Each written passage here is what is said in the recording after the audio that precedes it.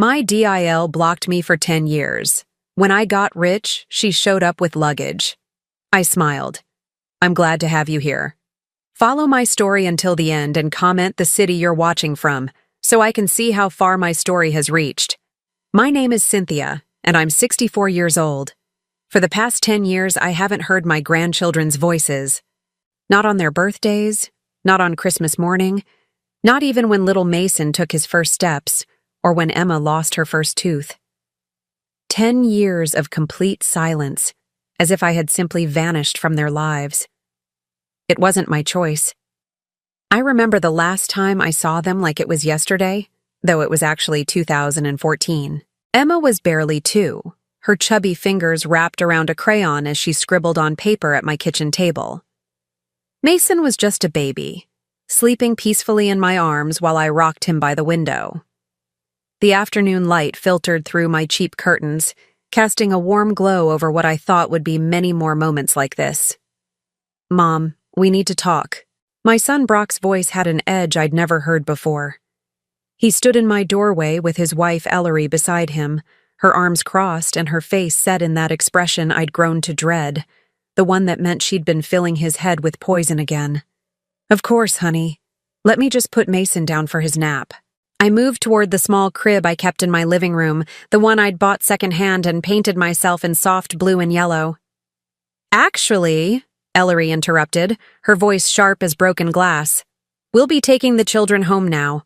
And Cynthia, we've decided it's best if you don't see them anymore. The words hit me like a physical blow. I stopped mid-step, Mason still sleeping in my arms. What do you mean? Brock wouldn't meet my eyes. Mom, you're not a good influence on them. Ellery thinks, we think, it's better if they grow up without certain negative elements in their lives. Negative elements, that's what they called me. A negative element. Brock, I'm your mother. These are my grandchildren. My voice was barely a whisper, afraid to wake the baby, afraid to believe what I was hearing. Ellery stepped forward, her designer heels clicking on my worn linoleum floor. Let's be honest, Cynthia. You live in this tiny apartment, you work at the grocery store, and frankly, you're not the kind of grandmother we want our children to remember. They deserve better influences. I felt the room spinning around me. This woman I had tried so hard to welcome into our family, was taking my babies away from me. And my son, the boy I had worked 3 jobs to raise, the child I had sacrificed everything for, was letting her do it. Brock, please, I said, my voice breaking. I love them. I would never hurt them. For just a moment, I saw something flicker in his eyes. Doubt, maybe. Or remembrance of all the times I'd stayed up with him when he was sick. All the birthday parties I'd thrown with decorations made from dollar store supplies. All the ways I'd shown him love even when money was tight. But Ellery's hand touched his arm, and that moment of connection vanished. This is what's best for everyone, he said, the words sounding rehearsed. Don't make this harder than it needs to be. I handed Mason to his father, my hands shaking. Emma looked up from her coloring, sensing the tension in the room with that intuitive way children have. Gamma? She said, reaching her little arms toward me. Come on, sweetheart, Ellery said quickly, scooping Emma up before she could touch me. We're going home. They left without another word. The door closed behind them with a soft click that somehow sounded louder than any slam. I stood in my empty living room, staring at the crayons scattered on my table, the half-finished drawing Emma had been working on, a picture of stick figures that I now realized might be the last thing she would ever make for me. That was 10 years ago. 10 years of birthdays missed, Christmas mornings spent alone, Mother's Days that passed without so much as a phone call, 10 years of watching other grandmothers at the grocery store with their grandchildren and feeling my heart break all over again. I tried calling at first. The phone would ring and ring until Brock's voicemail picked up. Hi, you've reached the Thompson family. We're not available right now, but leave a message and we'll get back to you. Except they never did. Not to me. I sent birthday cards for the children, Christmas presents carefully chosen and wrapped. They all came back unopened, marked "Return to Sender" in Ellery's sharp handwriting. I even showed up at Emma's school once, just hoping to catch a glimpse of her. But the secretary informed me that I was on a list, not allowed to pick up or even see the children. Ellery had made sure of that. The isolation was complete. Systematic. Deliberate. My neighbors still asked about the grandkids sometimes. Mrs. Henderson from next door, who remembered when Brock was little, would inquire about Emma and Mason with genuine concern in her eyes. "How are those beautiful babies of yours, Cynthia?" she'd ask while we both checked our mail. "They're growing up so fast," I'd say, because what else could I say? That I hadn't seen them in years? That I didn't know if Emma still loved to draw or if Mason had learned to ride a bike? That their mother had decided I wasn't worthy to be in their lives? The lies became easier over time, though they never stopped hurting. I kept their pictures on my refrigerator, the old ones from before the blockade. Emma as a toddler with chocolate cake smeared on her face from her second birthday party. Mason as a newborn, so tiny and perfect in his little blue outfit. Sometimes I'd catch myself talking to those pictures, telling them about my day, about the nice customer I'd helped at work, about the sunset I'd watched from my kitchen window. "Emma, honey, you would love the flowers Mrs. Chen planted in the courtyard," I'd whisper to the photo. "They're purple, just like the crayon you always used for the sky." Pathetic, maybe, but those one-sided conversations were all I had. Work became my refuge. The night shift at Daily Mart paid the bills and kept me busy when the loneliness became too overwhelming. Stocking shelves, helping late-night customers, counting inventory, simple tasks that kept my hands occupied and my mind from wandering too far into the pain. My manager, Susan, had worked there for 15 years and understood the value of reliable employees. She never asked too many questions about why I preferred the overnight shifts, why I never took vacation days, why I sometimes seemed to be fighting back tears during slow periods. "You're dependable, Cynthia," she'd tell me when the district manager came around for reviews. That's worth its weight in gold in this business. Dependable. That's what I was. Dependable and alone. But even in my isolation, I never stopped hoping. Every phone call might be Brock finally coming to his senses. Every knock at the door might be Emma and Mason, older now, wanting to meet their grandmother. Every birthday that passed was another year closer to them being old enough to make their own choices about whether to have me in their lives. I kept a small notebook where I wrote down things I wanted to tell them someday. Emma's 10th birthday. "I hope you still love to draw. I kept all your pictures." Mason's 8th birthday. "I wonder if you're as tall as your daddy was at your age. He was always climbing everything." Small hopes, quiet dreams, the kind that keep you going when everything else feels impossible. The hardest part wasn't the big holidays, though those were brutal. It was the ordinary moments. Seeing a children's book at the store and thinking Emma might like it. Hearing a little boy laugh in the grocery aisles and wondering if that's what Mason sounded like now. Watching families at the park and imagining what it would be like to push my grandchildren on the swings. I learned to live with the ache, the way you learn to live with a chronic pain. Some days were better than others. Some days I could almost pretend that the emptiness was normal, that this was simply what life looked like for women like me. But then I'd remember Emma's tiny hand in mine, or the weight of Mason sleeping against my chest, and the grief would crash over me again like a wave. 10 years of this. 10 years of being erased from my own family. But this morning, something happened that changed everything. My phone rang at 9:37 a.m., and for the first time in a decade, the caller ID showed a familiar name, Brock Thompson. My hands shook as I answered. "Hello? Mom?" His voice sounded different, strained, desperate. "Mom, we need to talk. Can we come over?" After 10 years of silence, my son was calling me. And somehow, I knew this wasn't going to be the reunion I'd dreamed of. Something was wrong, terribly wrong, and they needed something from me. "Of course," I whispered. though my heart was already bracing for whatever new pain was coming my way. You know where to find me. I haven't moved. Because unlike them, I had never given up hope that someday, somehow, my family would come home. The 2 hours between Brock's call and their arrival felt like an eternity. I cleaned my small apartment twice, changed my clothes 3 times, and practiced what I might say to grandchildren who probably didn't even remember my name. My hands wouldn't stop trembling as I arranged the few family photos I still displayed, wondering if Emma and Mason would recognize the woman in the pictures as their grandmother. But before they arrived, I needed to remember how we got here. Not the blocking. That was fresh pain, always sharp. I needed to remember the years before, when I believed that sacrifice was the same as love, when I thought that giving everything would somehow be enough. I was 26 when Brock was born, young enough to still believe in fairy tales, but old enough to know better. His father, Michael, had been my whole world, charming, ambitious, full of plans for our future together. We were going to build something beautiful, he promised. A family business, a big house, maybe more children after Brock. Michael died in a car accident when Brock was 3 years old.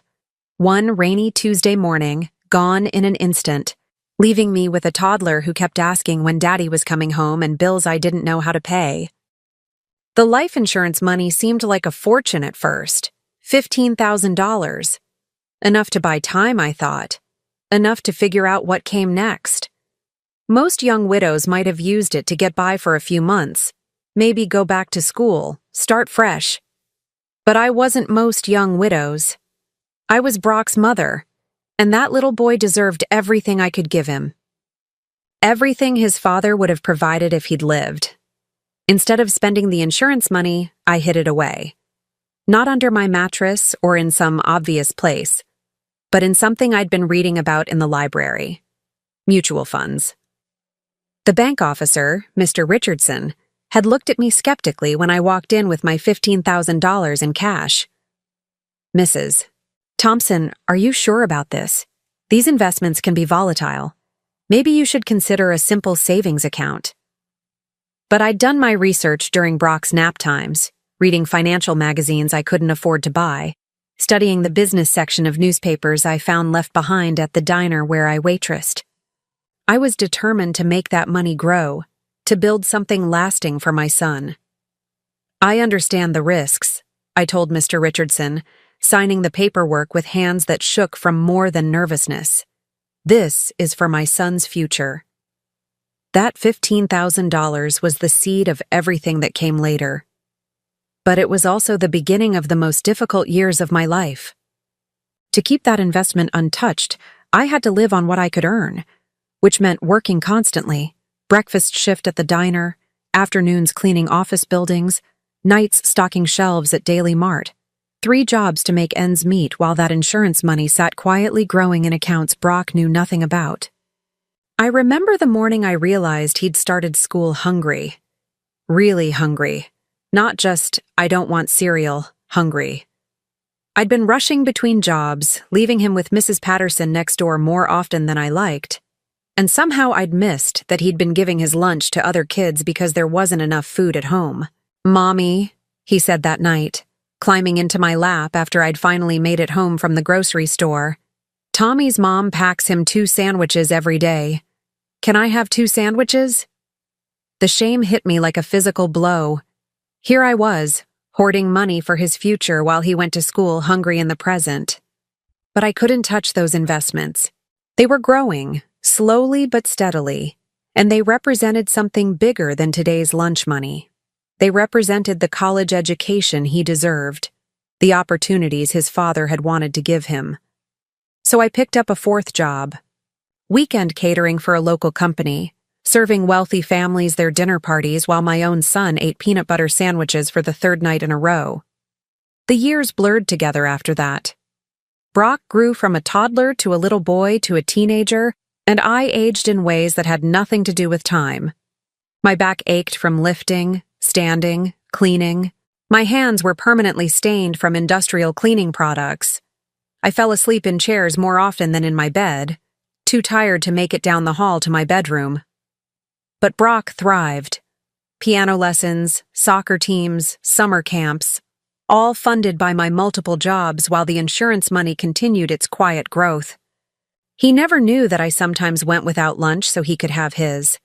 He never knew that I wore the same 3 dresses to every school function because new clothes meant less money for his activities. When he was 16, he started noticing things. "Mom, why don't you ever eat dinner with me anymore?" Because I was working the dinner shift at Romano's restaurant, serving families who ate together while mine sat alone. But I couldn't tell him that. "I'm not very hungry these days, sweetheart. Growing boys need more food than old ladies like me." "You're not old," he protested, but he was looking at me with new eyes. Seeing the gray in my hair that had appeared seemingly overnight, the way my uniforms hung loose on my shrinking frame, the exhaustion I couldn't quite hide anymore. "Mom, are we poor?" The question I'd been dreading for years. How do you explain to a teenager that you're both poor and not poor, that you're struggling to pay rent while sitting on investments that could solve every immediate problem? "We have everything we need," I said carefully, "and you're going to have everything you want for college." That last part was true. By the time Brock graduated high school, those investments had grown to over $60,000, enough for state university tuition, room and board, books, everything. I'd done it. I'd kept my promise to Michael and to myself. The day I handed Brock that first tuition check, I felt like I could finally breathe. All those years of sacrifice, all those nights working while other mothers tucked their children into bed, all those missed school plays and soccer games, it had been worth it. "Mom, how did you save this much money?" Brock asked, staring at the check. I thought about telling him then. About the insurance money, about the careful investments, about how I'd been building his future $1 at a time for 15 years. But seeing the wonder in his eyes, the pride, I couldn't bear to diminish that by revealing how much I'd struggled to make it happen. "Your father left us a small insurance policy," I said instead. "I put it away for your education." It wasn't technically a lie, but it wasn't the whole truth either. Brock went to college, graduated with honors, got a good job in marketing. He met Ellery during his senior year, a psychology major from a wealthy family who made it clear from the beginning that she had very specific ideas about what her future should look like. I was happy for him, truly. Even when Ellery's engagement ring cost more than I made in 6 months. Even when their wedding had more flowers than I'd ever seen in one place. Even when they bought a house in a neighborhood where my yearly salary wouldn't cover property taxes. What I didn't realize was that somewhere along the way, Brock had started seeing me the way Ellery saw me, not as the woman who'd sacrificed everything for his success, but as an embarrassment. A reminder of humble beginnings he preferred to forget. The blocking happened gradually, then all at once. Fewer visits, shorter phone calls, excuses for why I couldn't babysit the children. And finally, that terrible afternoon when they took Emma and Mason away forever. After they left that day, after the 10 years of silence began, I threw myself back into work. But something had changed. The investments I'd barely touched during Brock's childhood, they had continued growing, compounding, multiplying. I started paying more attention to the financial news, reading investment newsletters, learning about diversification and portfolio management. The $15,000 had become $60,000 for Brock's college. Then it became $100,000, then $200,000. I lived the same modest life, worked the same jobs, wore the same old clothes. But every quarter, when the investment statements arrived in their plain white envelopes, I saw numbers that would have shocked anyone who knew me as the grocery store employee in apartment 3B.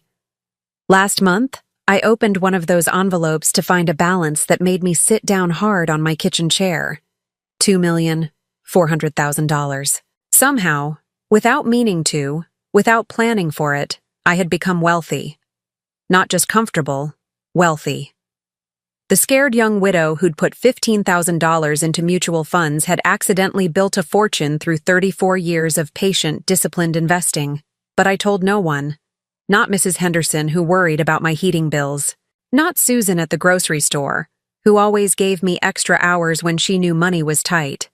And certainly not the family who'd decided I wasn't good enough to be part of their lives. I kept working my shifts, paying my $800 rent, shopping for groceries with coupons. The investment statements went into a folder in my bedroom drawer, hidden behind old tax returns and insurance papers. A secret fortune that could change everything, if anyone knew it existed. This morning, before Brock's call, I had pulled out that folder one more time. $2,400,000. Money that could pay off their mortgage, send Emma and Mason to any college they wanted, buy them whatever their hearts desired. Money that represented not just luck or good investments, but 34 years of denial. 34 years of living below my means so this money could grow. 34 years of choosing the future over the present, just as I had when Brock was young. I'd been poor for so long that I'd forgotten how to be anything else. Even when the numbers on the page said otherwise, my heart still felt like that young widow counting pennies for groceries. But now, with Brock's desperate phone call echoing in my memory, I wondered if maybe it was time to stop hiding. Time to see what my family really wanted from me after 10 years of telling me I had nothing to offer them. The knock at my door came at exactly 11:30 a.m., sharp and demanding. I opened it to find Brock standing there with Ellery beside him, looking older than I'd imagined they would. But behind them, like a miracle I'd stopped believing in, were Emma and Mason. Emma was 12 now, tall and serious-looking, with dark hair that reminded me achingly of Brock at that age. Mason was 10, fidgety and curious, his eyes darting around my small apartment like he was cataloging everything he saw. "Hello, Cynthia," Ellery said, her voice carefully neutral. She was pulling suitcases behind her. Multiple suitcases. "We need to have a conversation." As I stepped aside to let them in, I caught Emma whispering to Mason, "Is this really our grandmother? The one Mom said we shouldn't remember?" And I realized that the real test was just beginning. They stood in my living room like strangers surveying unfamiliar territory. Ellery's eyes swept over my modest furniture, my discount store curtains, the small television that still had rabbit ears because cable seemed like an unnecessary luxury. Her expression was carefully controlled, but I caught the slight curl of her lip when she noticed the duct tape holding my coffee table together. "Grandmother Cynthia," Emma said hesitantly, the words sounding foreign in her mouth. "Mom said we're going to stay with you for a while." My heart clenched. Grandmother Cynthia. Not Grandma, not Nana, not any of the sweet names I'd dreamed my grandchildren might call me. A formal title that created distance even as we stood in the same small room. "Is that so?" I looked at Brock, searching his face for some explanation. He avoided my eyes, studying the worn carpet as if it held the answers to life's greatest mysteries. Ellery stepped forward, her smile bright and brittle as thin ice. "We thought it was time to reconnect. Family is so important, don't you think? And with your recent good fortune, it seems like the perfect opportunity for us to spend some quality time together." Recent good fortune. The words hung in the air like smoke from a fire I hadn't lit. "I'm sorry, what are you referring to?" "Oh, come now, Cynthia." Ellery's laugh was musical and completely artificial. "Mrs. Patterson next door mentioned your lottery win to my friend Sarah at the grocery store. Word travels fast in a small town, you know." My blood went cold. Mrs. Patterson was nearly 80 and had been mixing up her neighbor's mail for the past 2 years. Last month she'd congratulated me on my nephew's wedding. I don't have a nephew. But somehow, her confused gossip had created a story that brought my family back to me. "The lottery," I repeated slowly, trying to understand how this misunderstanding had traveled from Mrs. Patterson's failing memory to my daughter-in-law's sudden interest in reconciliation. "Don't be modest," Ellery continued, settling herself on my couch like she owned it. "Sarah said it was quite substantial, enough to change everything for our family." Our family. After 10 years of telling me I wasn't good enough to be part of their lives, I was suddenly included again. But only because they thought I'd won money I'd never actually won. Mason wandered over to my bookshelf, running his fingers along the spines of the romance novels I'd collected from garage sales over the years. "Are these all yours, Grandmother Cynthia?" "They are." I knelt down to his level, drinking in the sight of him. 10 years old now, with gap-toothed smile and curious eyes. "Do you like to read?" He nodded enthusiastically. "I'm reading chapter books now. Mom says you probably don't have any good books since you." He stopped, glancing back at Ellery with uncertainty. "Since I what, sweetheart?" "Nothing," Ellery said quickly, moving to Mason's side. "Children say the silliest things. Don't you, Mason?" But I'd heard enough to understand. They'd taught my grandchildren that I was somehow lesser, that I wouldn't have good books or good anything because of who I was. What I was. Emma had found my photo album, the one I'd kept faithfully updated with school pictures I'd somehow managed to obtain through friends of friends who knew their teachers. She was flipping through it with a frown.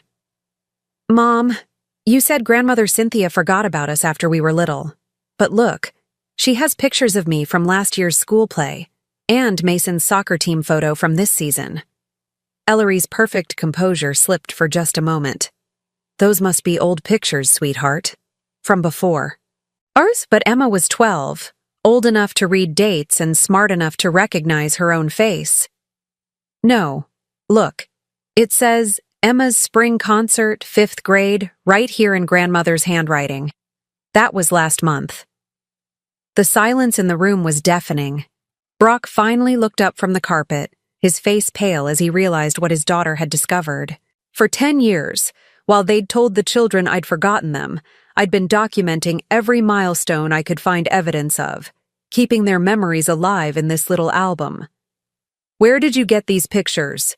Brock asked, his voice barely a whisper. "Does it matter?" I closed the album gently, taking it from Emma's hands. "The important thing is that you're here now." But Ellery wasn't finished with her performance. She stood up, smoothing her expensive dress, and walked to the window overlooking the parking lot.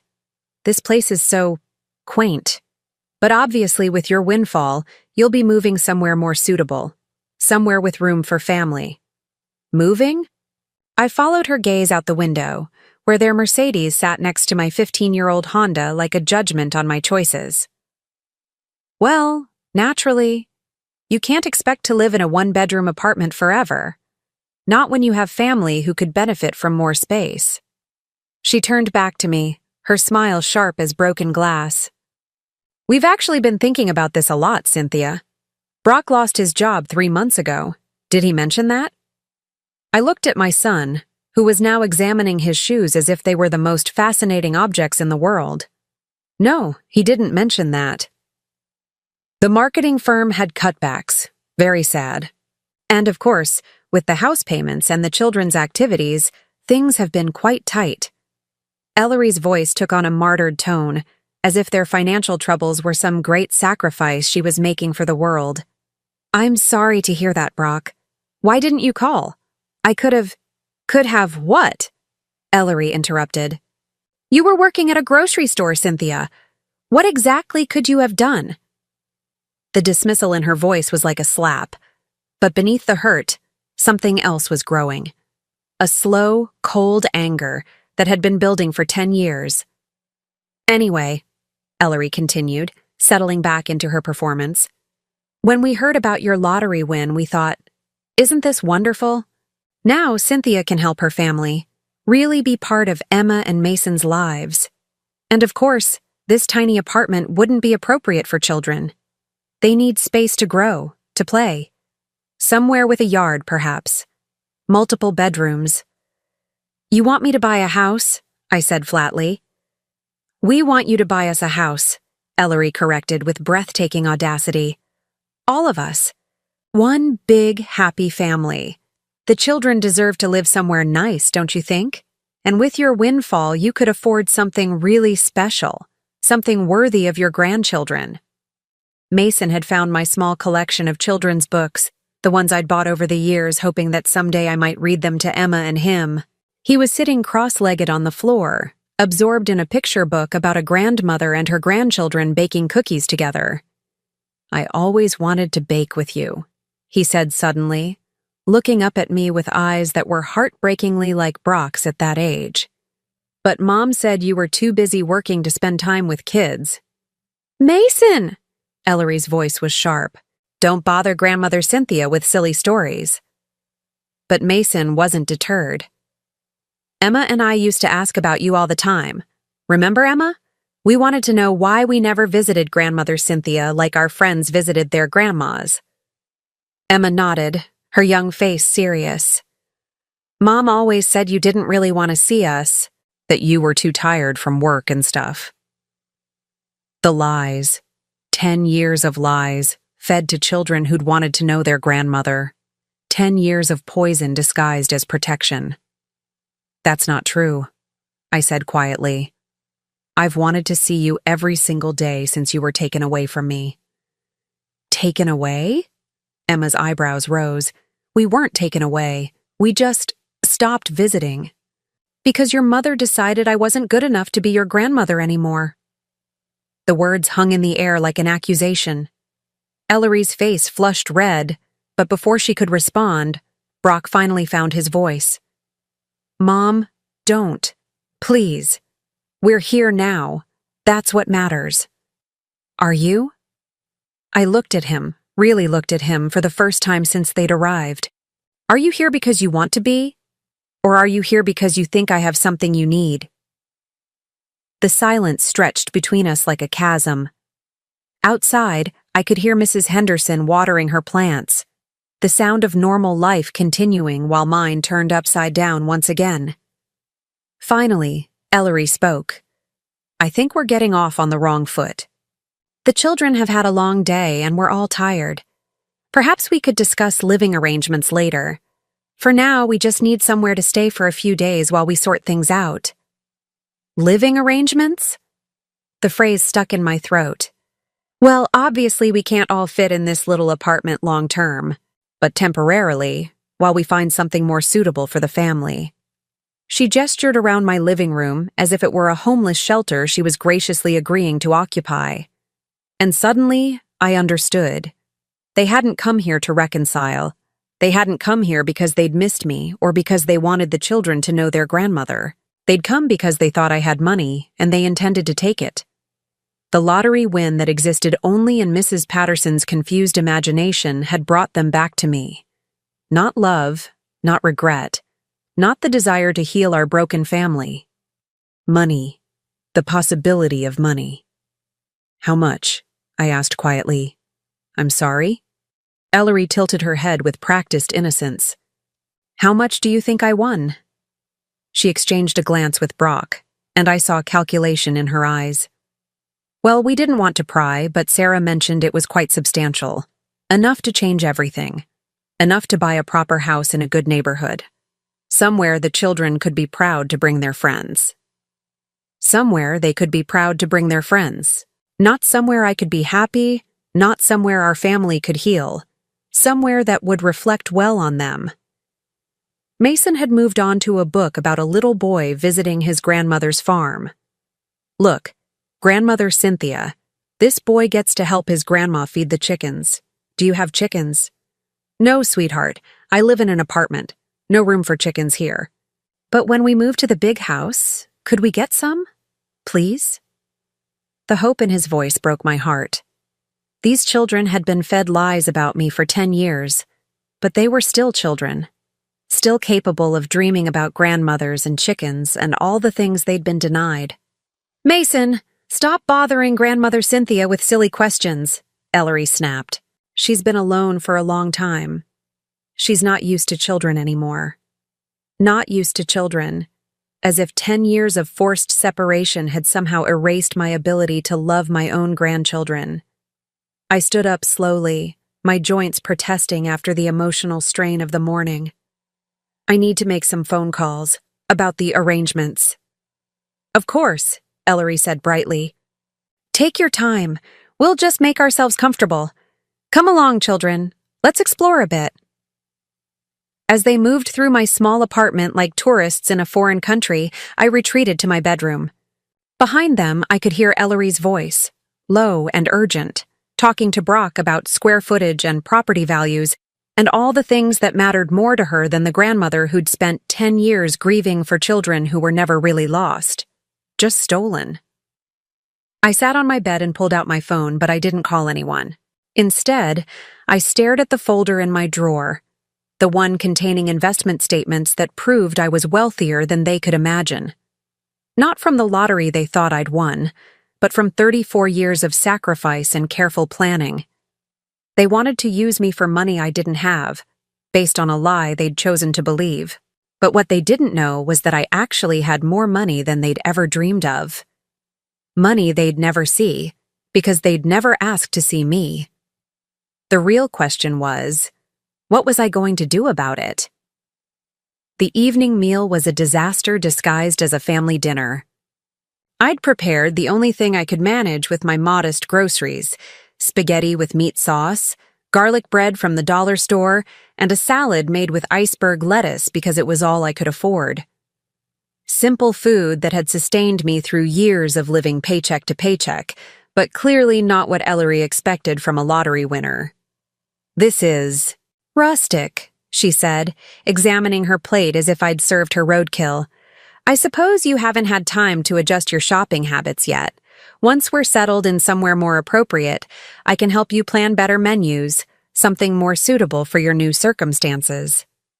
Emma and Mason ate quietly, stealing glances at me between bites. They seemed amazed that their grandmother knew how to cook at all, which told me everything I needed to know about how I'd been portrayed in their household. "This is really good," Emma said softly, surprising everyone at the table. "It tastes like the spaghetti they serve at school, but better."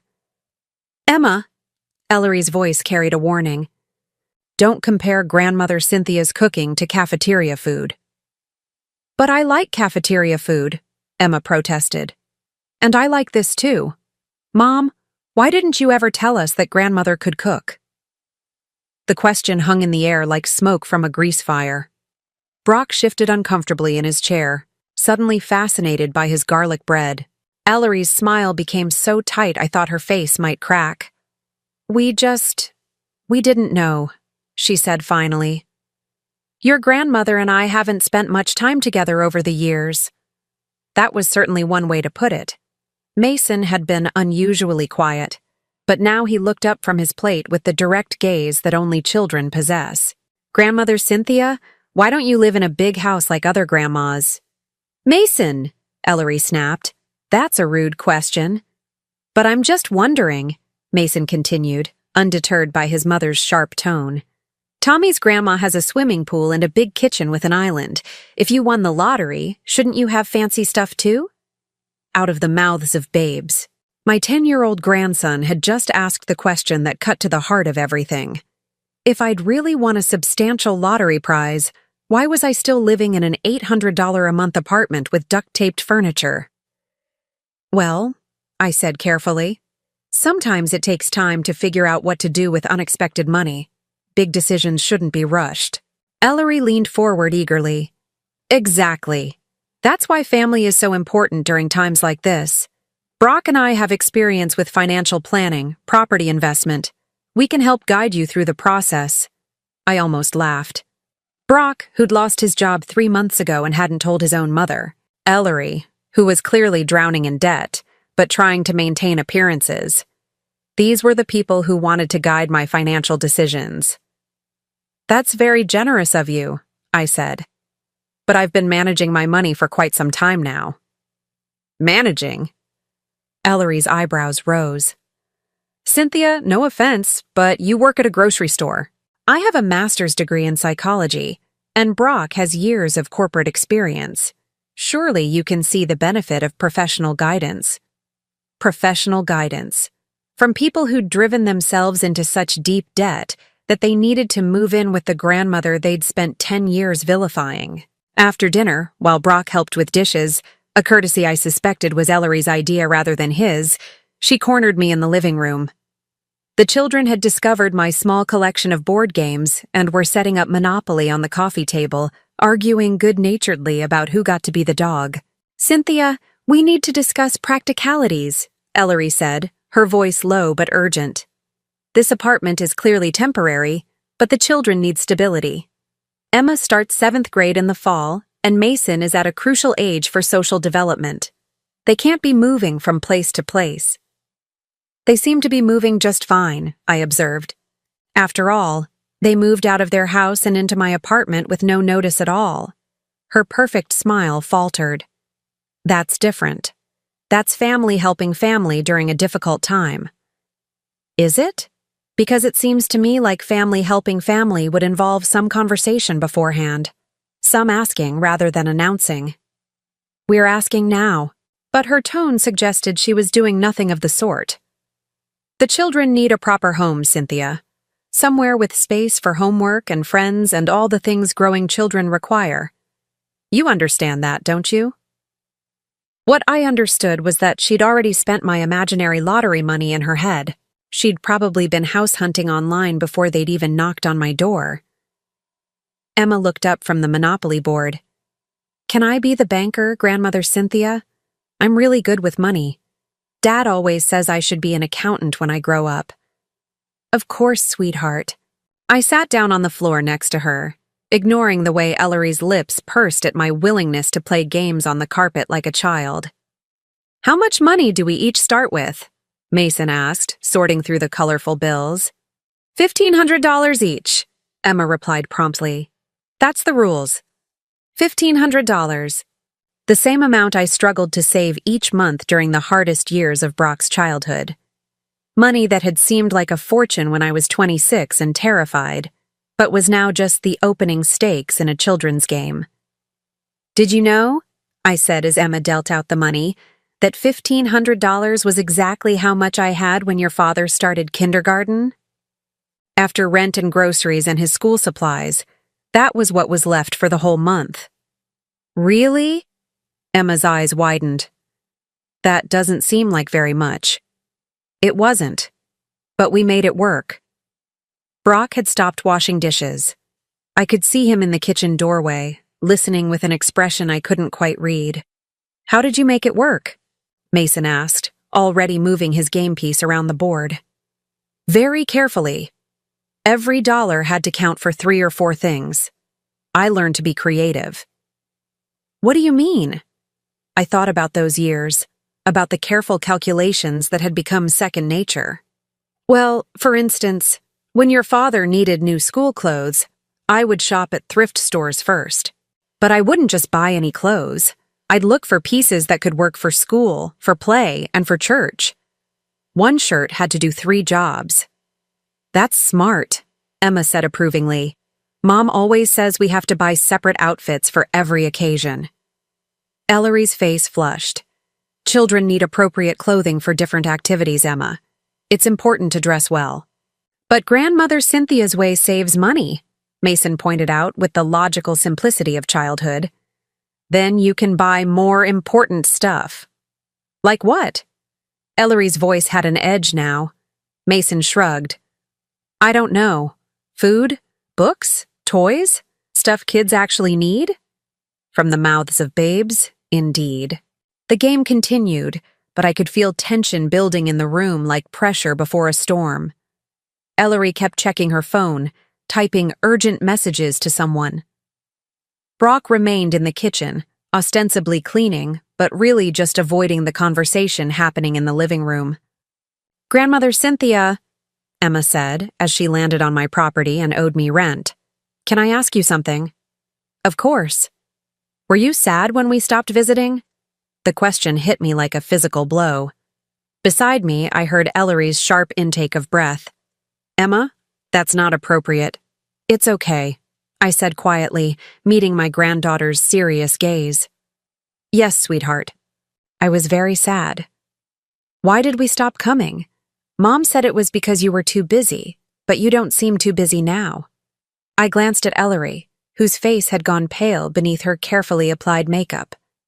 This was the moment she'd been dreading, when her children started asking the questions she couldn't answer without revealing her own cruelty. Sometimes adults make decisions that don't make sense to children, I said carefully. Sometimes they make mistakes. Did you make a mistake? Mason asked. No, I said firmly. I never stopped wanting to see you. Not for one single day. The silence that followed was deafening. Emma and Mason exchanged glances, and I could see the wheels turning in their young minds. They were old enough to recognize inconsistencies in the stories they'd been told, old enough to start questioning the narrative that had shaped their understanding of their grandmother. Ellery stood abruptly. I think it's time for the children to get ready for bed. It's been a long day. But we're not finished with the game, Mason protested. We can finish tomorrow, I assured him. The board will still be here. As the children gathered up their things and prepared for makeshift beds on my couch and in my small den, Emma lingered behind. Grandmother Cynthia, she whispered, I'm glad we're here now. Even if our house is too small, it feels nicer than I thought it would. Nicer than she thought it would. Because she'd been taught to expect nothing good from me, nothing warm or welcoming or loving. After the children were settled and Brock had retreated to the bathroom to make phone calls about job prospects, Ellery cornered me again. You need to stop filling their heads with stories about the past, she said, her mask of politeness finally slipping. They don't need to know about your struggles or your feelings. It's confusing for them. The truth is confusing? Your version of the truth is confusing. Children need consistency, Cynthia. They need to feel secure in their family structure. And what structure is that? The one where their grandmother is erased from their lives for 10 years? The one where they're taught that loving me is somehow wrong? Her eyes flashed with something cold and calculating. The structure where everyone knows their place, where children respect their parents and don't question decisions made for their own good. And what about grandparents? What place do we have in your structure? She smiled, but there was nothing warm about it. That depends entirely on what you have to offer. There it was, the truth, finally spoken aloud. My value as a grandmother was directly tied to my perceived lottery winnings. My worth as a family member was measured in dollars and property values. I see, I said quietly. Good. I'm glad we understand each other. She turned toward the hallway, then paused. Oh, and Cynthia? Tomorrow we should start looking at houses seriously. The children are adaptable, but this living situation can't continue indefinitely. They deserve better. As she walked away, I sat alone in my living room, surrounded by the detritus of the evening, Monopoly money scattered on the table, dinner dishes still drying in the kitchen, the gentle sounds of my grandchildren settling in to sleep under my roof for the first time in 10 years. They deserved better. On that point, Ellery and I absolutely agreed. The question was, better than what? Better than the grandmother who'd loved them from a distance? Better than the woman who'd sacrificed everything for their father's future? Better than the lottery winner they thought I was? Or better than the mother who'd spent 10 years lying to them about love? The next morning, I woke before dawn as I had for 34 years. Old habits die hard, even when your whole world is shifting beneath your feet.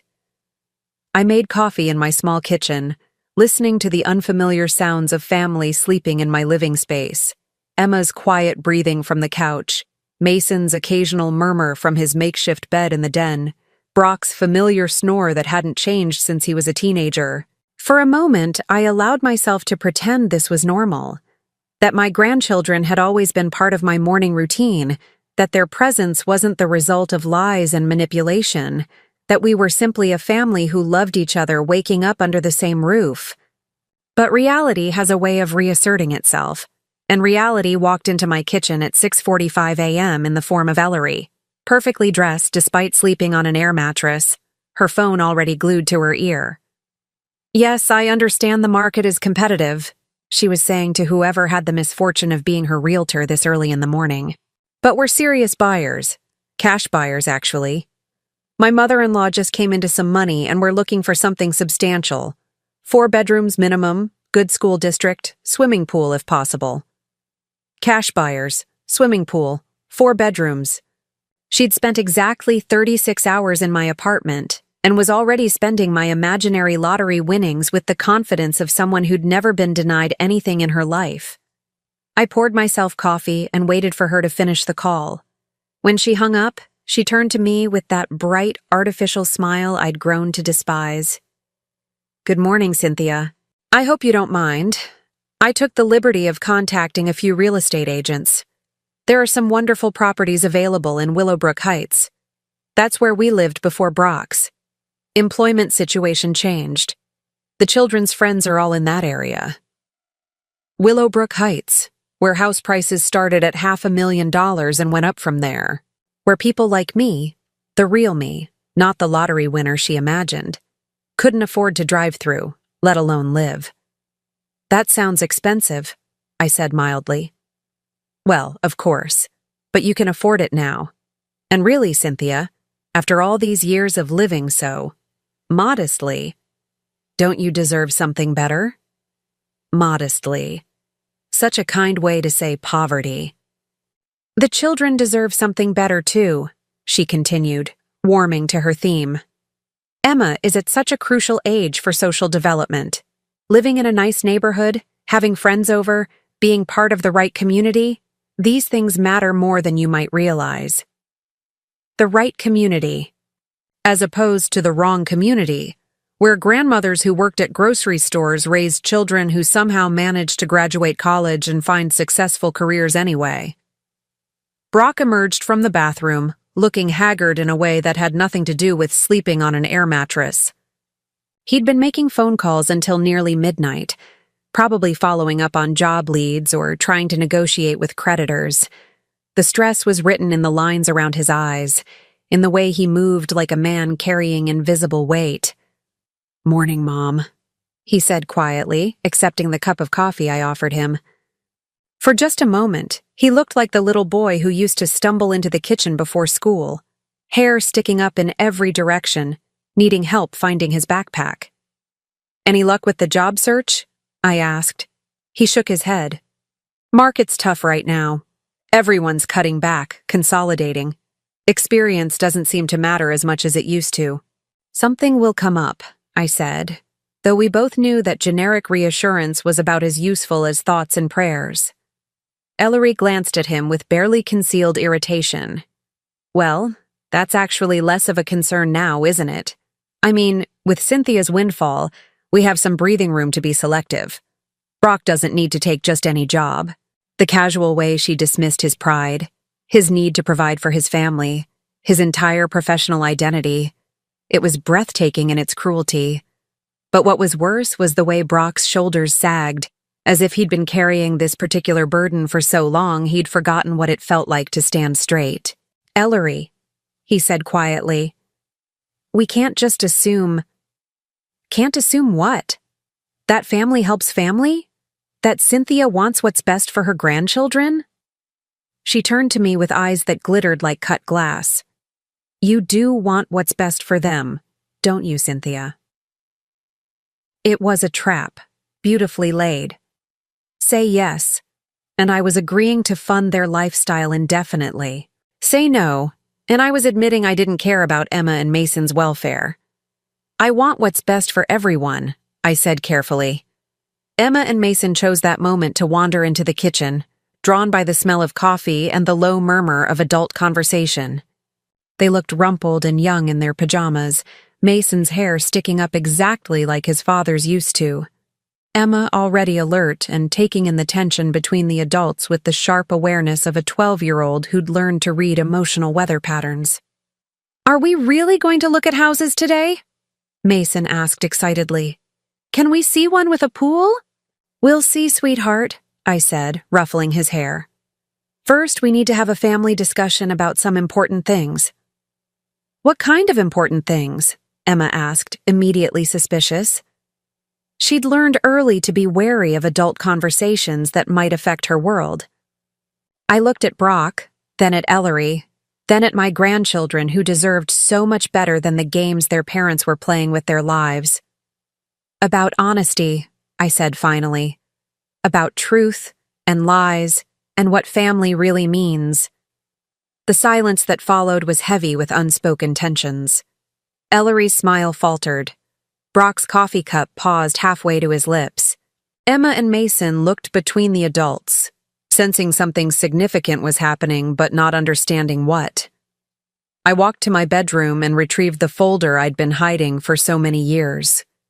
My hands were steady as I returned to the kitchen, though my heart was pounding with the weight of what I was about to do. "There's something you all need to know," I said, setting the folder on my small kitchen table. "Something I probably should have told you a long time ago." "Mom?" Brock's voice was uncertain. I opened the folder and spread the investment statements across the table like playing cards. 34 years of quarterly reports, account balances, transaction histories, the paper trail of a fortune built one careful decision at a time. "I didn't win the lottery," I said quietly.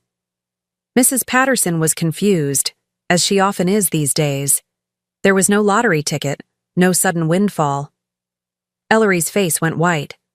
"What do you mean?" "I mean," I continued, my voice growing stronger with each word, "that the money exists, but it didn't come from gambling. It came from sacrifice, from 34 years of living below my means, so this money could grow." Brock leaned over the table, scanning the numbers. I watched his face change as he processed what he was seeing. "Mom, these accounts, this balance, $2,417,326, I said, as of last month's statement. The silence was deafening. Emma and Mason pressed closer, trying to understand why the adults had suddenly stopped breathing. That's more than a lottery winner," Mason said finally, his math skills sharp enough to recognize that this was more money than most people saw in their lifetimes. "Much more," I agreed. "And it represents every single sacrifice I made for 34 years. Every extra shift I worked instead of reading bedtime stories. Every vacation I didn't take. Every nice dress I didn't buy. Every dinner out I skipped. All of it went into building this." Brock's hands shook as he picked up one of the statements. The original investment, $15,000, from Dad's life insurance. "I was 26 years old and terrified," I said. "I had a 3-year-old son and no idea how to be both parents at once. But I knew that money was the last gift your father could give us, and I wasn't going to waste it on temporary comfort." "You've been rich this whole time?" Emma asked, her young mind struggling to reconcile the grandmother who lived in a tiny apartment with the numbers on these pages. "Rich in money, yes, but I chose to live poor so this wealth could exist. I chose to let you all think I was nothing special, just an old woman who worked at a grocery store and couldn't afford nice things." Ellery found her voice, though it came out as barely a whisper. "Why?" "Because I wanted to see who you really were when you thought I had nothing to offer." The truth hung in the air like smoke from a fire that had been burning for decades. Ellery's perfect composure cracked completely, revealing something raw and desperate underneath. You let us struggle. You let Brock lose his job, let us face foreclosure, let the children worry about money, and you had millions of dollars just sitting there?" "No," I said firmly. "You let yourselves struggle by cutting me out of your lives. You decided 10 years ago that I wasn't worth knowing unless I could be useful to you. You taught my grandchildren that loving me was something to be ashamed of." Brock was staring at the investment statements like they were written in a foreign language. "Mom, I don't understand. All those years when I was growing up, when we barely had enough." "We had enough," I corrected. "We had exactly what we needed, and this money was growing for your future. I paid for your college with the dividends from these investments.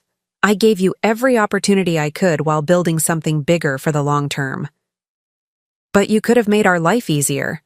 We could have lived in a nice house, had nice things. And then what would you have learned about work? About sacrifice?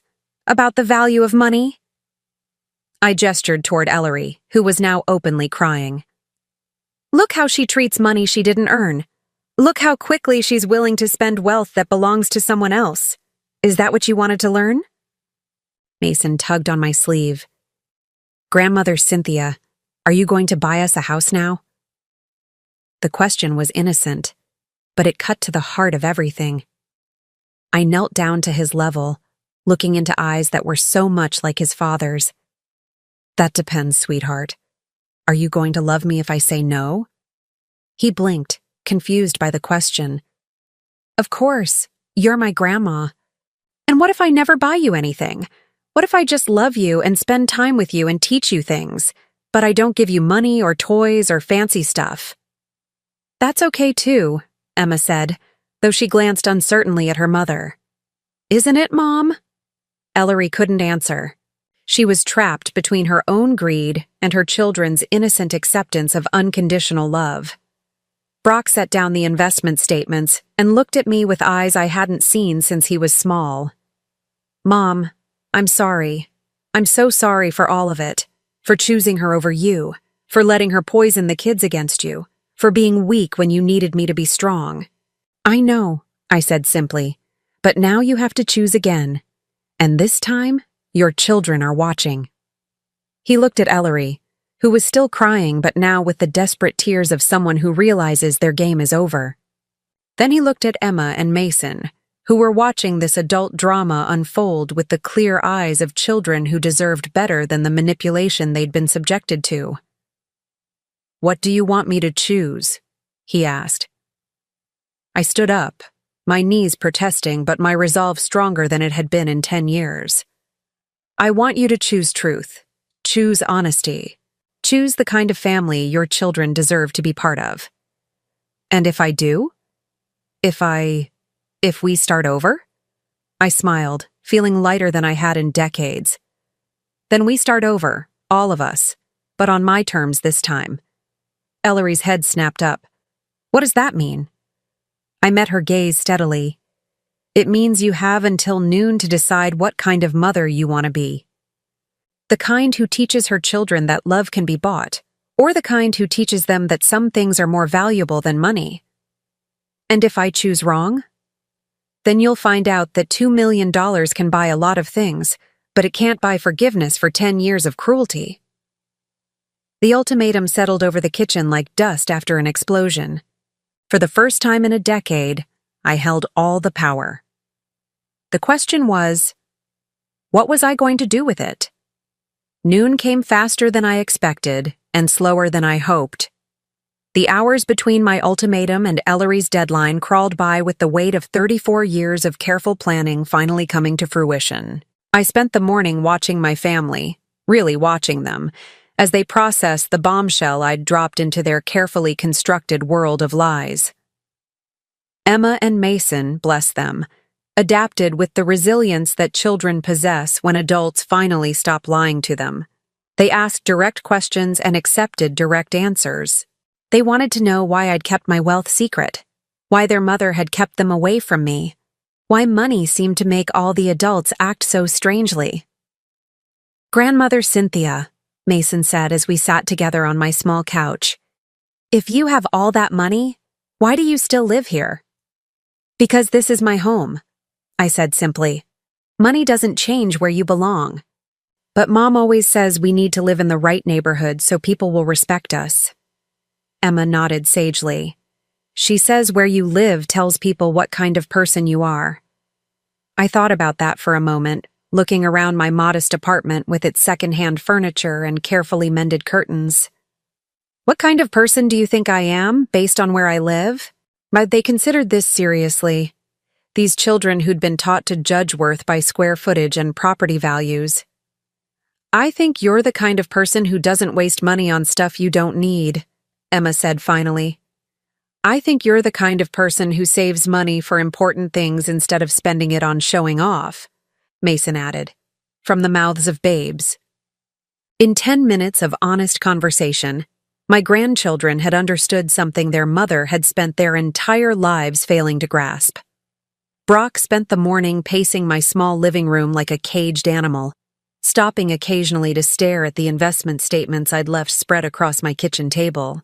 He'd built his adult life around the assumption that his mother was financially helpless, that his success had lifted him above her circumstances, that his wife's disdain for my situation was justified by objective reality. Now he was forced to confront the possibility that everything he'd believed about me, about himself, about his marriage, might be wrong. "How long have you known?" he asked finally, settling into the chair across from me. "About Ellery, I mean. How long have you known what she really thought about me, about you, about family?" "From the beginning," I said honestly. "From the day she met me and I could see her calculating my value in her head. From the first time she suggested you were too good for your raising. From the moment she started talking about improving your background." He winced as if I'd slapped him. "Why didn't you say something? Would you have listened?" The silence stretched between us, heavy with the weight of choices made and unmade. We both knew the answer. Young love, new marriage, the intoxication of being wanted by someone who seemed so far above your station. None of that leaves room for a mother's warnings about character and true intentions. "I thought she loved me," he said quietly. "She might have, in her way. But she loved what she could make you into more than who you actually were." Ellery had spent the morning in my bedroom, supposedly making phone calls but really hiding from the reality that her decade-long game was finally over. I could hear her voice through the thin walls, alternating between desperate pleading and cold calculation as she tried to salvage something from the wreckage of her plans. At 11:45, she emerged with the composed expression of someone who'd decided to make one last play for control. "I've been thinking," she announced, settling herself in my kitchen with the confidence of someone about to negotiate from a position of strength. "About our conversation this morning, about choices and family values." Emma and Mason looked up from the coloring books I'd bought them years ago and never had the chance to give them. Brock stopped pacing. I continued sipping my coffee, waiting to see what final card she thought she held. "The children need stability," she continued. "They need consistency.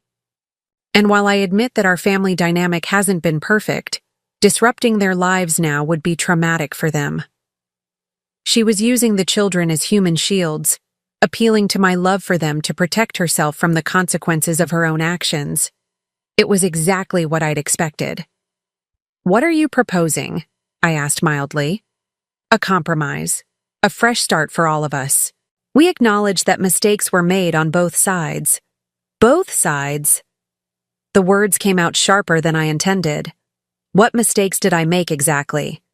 Her composure flickered. "Well, you. You weren't transparent about your financial situation. That created misunderstandings." "I see. So my choice to live modestly and keep my finances private was a mistake. What else? You could have reached out more over the years. You could have tried harder to maintain the relationship." I set down my coffee cup with deliberate care. "Ellery, I sent birthday cards that came back unopened.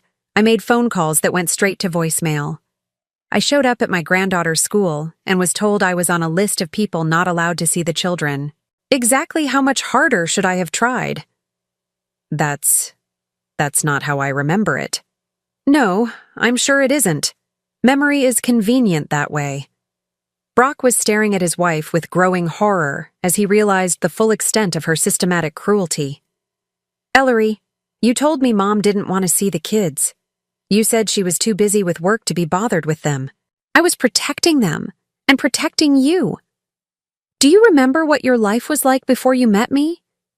Do you remember being embarrassed of your background, ashamed of where you came from?" "I was never ashamed of my mother," Brock said quietly. But even as the words left his mouth, I could see him questioning whether they were true. "Really? Then why were you so eager to move to Willowbrook Heights? Why did you want the children to attend private schools? Why did you work so hard to build a life that looked nothing like the one you grew up in?" She had him there, and she knew it.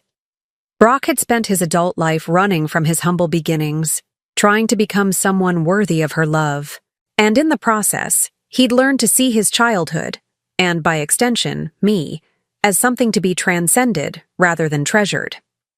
"That's different," he said, but his voice lacked conviction. "Is it?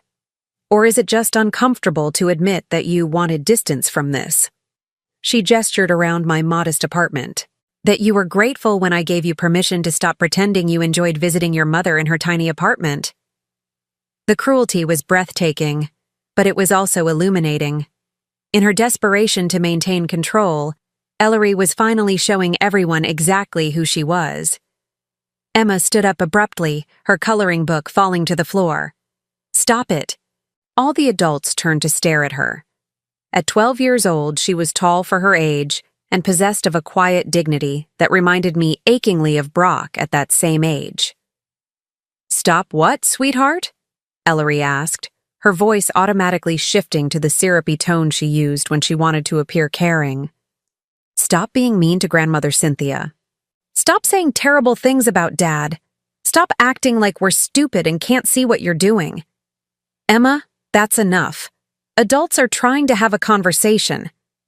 No, you're trying to hurt people and then pretend it's for our own good." Emma's voice was steady, but I could see her hands shaking.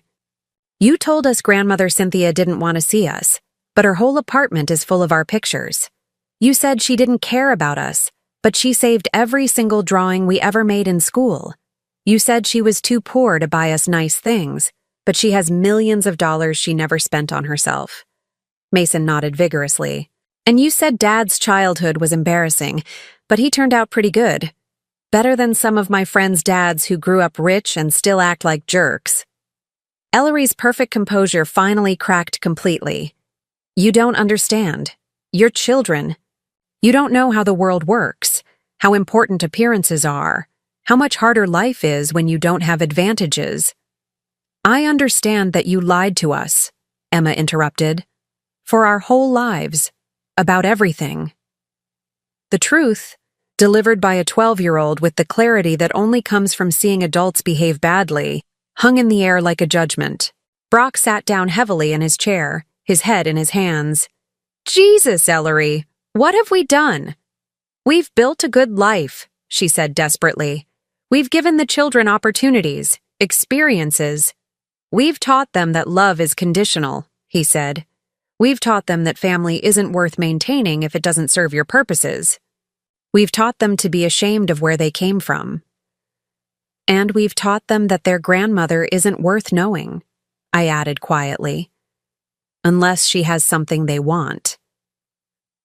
The noon deadline I'd set was arbitrary, dramatic perhaps, but it had served its purpose. The pressure of time had forced everyone to show their true colors.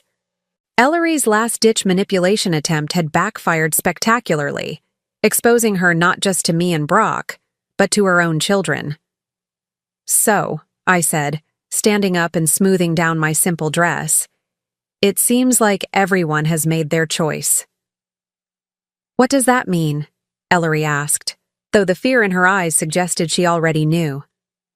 I walked to my bedroom and returned with my checkbook, the one connected to my main investment account, the one that could write checks for amounts that would change lives.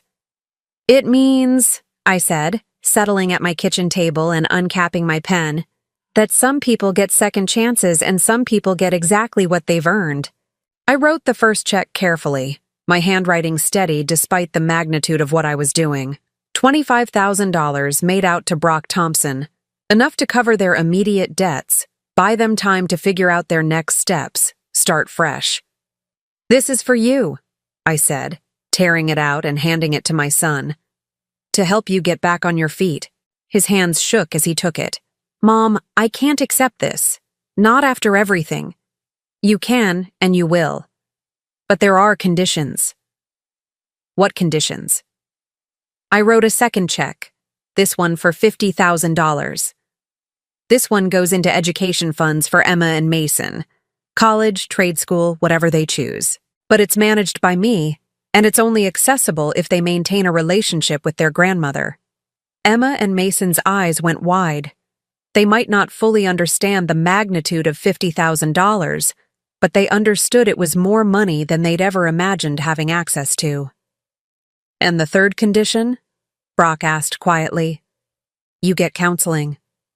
Real counseling, to figure out why you chose a wife who taught your children to be ashamed of their family. To figure out why you let someone else's standards become more important than your mother's love." He nodded, tears streaming down his face. "And Ellery?" I looked at my daughter-in-law, soon to be former daughter-in-law if I was reading the situation correctly. She was staring at the checks with naked hunger, calculating even now how much of that money she could claim as community property. "Ellery gets exactly what she's always wanted," I said. "Freedom from association with people beneath her standards." "What does that mean?" "It means the children can choose whether they want to maintain a relationship with their mother, and you can choose whether you want to stay married to someone who taught your children that love can be bought." The silence that followed was profound. Emma and Mason looked between their parents, understanding that their family was about to change in ways they couldn't fully comprehend. Brock stared at his wife as if seeing her clearly for the first time. And Ellery looked at those checks and made one final fatal mistake. "This is ridiculous," she said, her voice sharp with frustration. "We're talking about $25,000 like it's some grand gesture. Cynthia has over $2 million. This is pocket change to her." "You're right," I said calmly. "It is pocket change to me, which is why this is all you'll ever see of it." "That's not fair. I'm Brock's wife. I'm the mother of your grandchildren. You deserve exactly nothing from me," I interrupted, my voice carrying the weight of 10 years of suppressed anger. "You stole my grandchildren from me. You taught them to be ashamed of loving me. You spent 10 years convincing them that I wasn't worth knowing, and now you want me to reward you for it? I was protecting them. No, you were protecting yourself from having to associate with people you considered beneath you. And in the process, you've raised children who've learned that family is disposable if it doesn't meet your standards." I stood up, feeling taller and stronger than I had in years. The money will always be there for Emma and Mason, for their education, for their futures, for helping them build lives based on their own values rather than someone else's prejudices. But it will never be there for you. Ellery's face contorted with rage. "You can't do this. I'll fight you. I'll take you to court, claim elder abuse, prove you're mentally incompetent." "With what money?" I asked mildly. "Court battles are expensive, and from what I understand, you're broke." She turned to Brock desperately. "Are you going to let her do this to us? To your wife? To your family?" Brock looked at her for a long moment, then at his children, then at me. "You're not my family," he said quietly. "You're someone who's been teaching my children to be ashamed of the people who love them most." And just like that, it was over. 34 years of planning, 10 years of patience, one morning of truth-telling, and the woman who'd stolen my family from me was finally facing the consequences of her choices. Emma and Mason spent the afternoon asking questions about money, about family, about why adults made things so complicated. We played board games and made grilled cheese sandwiches and talked about everything except the fact that their world had just fundamentally changed. That evening, after Ellery had packed her things and left for her sister's house in another state, after the tears and accusations and threats had finally subsided, I sat on my couch with my son and grandchildren and felt something I hadn't felt in 10 years. Peace. "Grandmother Cynthia?" Mason asked as he settled against my side. "Are we going to move to a big house now? Do you want to move to a big house?" He considered this seriously. "Maybe. But only if you come with us, and only if it still feels like home." I looked around my modest apartment, at the second-hand furniture and discount store curtains and duct-taped coffee table, at the investment statement still spread across my kitchen table, representing 34 years of sacrifice and patience, at my son, who was learning what it meant to choose love over appearance, at my grandchildren, who were learning that wealth means nothing without the people you care about. "You know what?" I said, pulling them both closer. "I think we're already home. $2 million could buy a lot of things, but it couldn't buy what we'd found that day. The understanding that family isn't about money or status or maintaining the right image. It's about showing up, telling the truth, and choosing love even when it's inconvenient. Even when it costs you everything else you thought you wanted. Especially then. Now I'm curious about you who listened to my story. What would you do if you were in my place? Have you ever been through something similar? Comment below. And meanwhile, I'm leaving on the final screen 2 other stories that are channel favorites, and they will definitely surprise you. Thank you for watching until here.